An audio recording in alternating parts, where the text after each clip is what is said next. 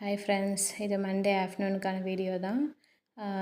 இப்போ காலையிலேயே வந்து டிஃபன் செஞ்சுட்டு பேங்க்குக்கு தான் போயிருந்தேன். ஒரு வேலையாக போகிறேன்னு சொல்லியிருந்தேன் இல்லைங்களா. ஸோ பேங்க்குக்கு தான் போயிட்டு பேங்க் வேலையை முடிச்சுட்டு இப்போ மணி வரத்துக்கே 12:30 ஆகிடுச்சு.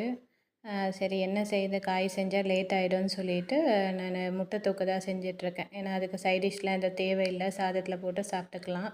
சரி அதான் டைம் ஆயிடுச்சுன்னு சொல்லிட்டு முட்டை தொக்கு தான் வச்சிட்ருக்கேன். அதாவது எனக்கு வந்து இப்போ 31 சப்ஸ்கிரைபர் வந்திருக்கீங்க. ஸோ அதாவது என்னுடைய வீடியோவும் பார்த்து ஏதோ உங்களுக்கு அதில் பிடிச்சி போய் தான் சப்ஸ்கிரைப் பண்ணியிருக்கீங்க இல்லைங்களா. ஸோ அதுவே எனக்கு ரொம்ப ஹாப்பியாக இருக்குது. நான் இதை சொல்லணுன்னு தான் நினச்சேன் வீடியோவில்.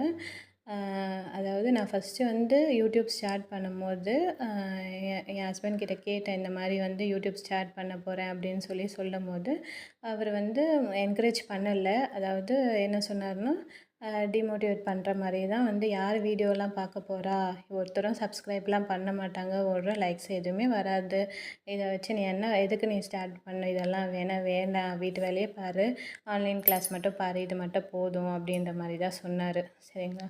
ஆனால் எனக்கு வந்து இதில் கொஞ்சம் இன்ட்ரெஸ்ட் இருந்தது. சரி நம்ம ரொட்டீன் ஒர்க்காக வீட்லேயே செஞ்சிட்ருக்கோமே, அதை வந்து நம்ம கொஞ்சம் என்ன சொல்கிறது, இந்த மாதிரி வந்து போட்டால் நமக்கு டைம் வந்து நம்ம வீட்டில் வந்து சும்மா இருக்கிற மாதிரி தோணாது. நமக்கு வந்து ஒரு கொஞ்சம் எப்பயுமே நம்மளை கொஞ்சம் பிஸியாக வச்சுக்கிற மாதிரி இருக்கும்.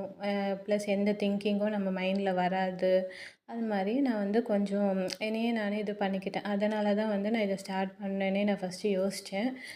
ஸோ அவர் சொல்லும்போது எனக்கு கொஞ்சம் ஹர்ட்டிங்காக தான் இருந்தது. என்னடா இப்படி சொல்கிறாங்க, அப்போ வந்து நம்ம வந்து இது பண்ண முடியாதா அப்படின்னு சொல்லிட்டு நான் கொஞ்சம் யோசித்தேன். அதுக்கப்புறமேட்டு சரி ஓகே பண்ணலாம். நமக்குன்னு ஒருத்தர் சப்ஸ்கிரைப், நம்ம வீடியோ ஒருத்தர் பார்த்துட்டு சப்ஸ்கிரைப் பண்ணால் கூட அதுக்கு நமக்கு பெரிய விஷயந்தான் அப்படின்ற மாதிரி தான் நான் மைண்ட் செட் பண்ணிவிட்டு நான் ஸ்டார்ட் பண்ணேன்.